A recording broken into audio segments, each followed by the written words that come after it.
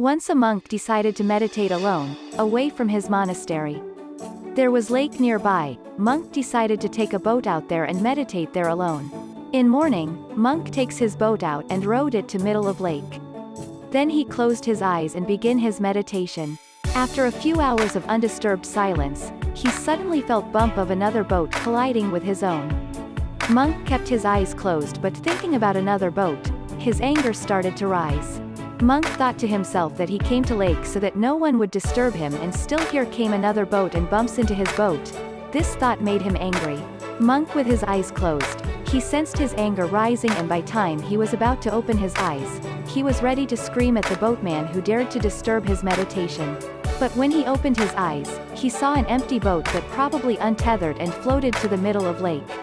At that moment, Monk understood that the anger is within him and it merely needs bump of an external object to provoke it out of him.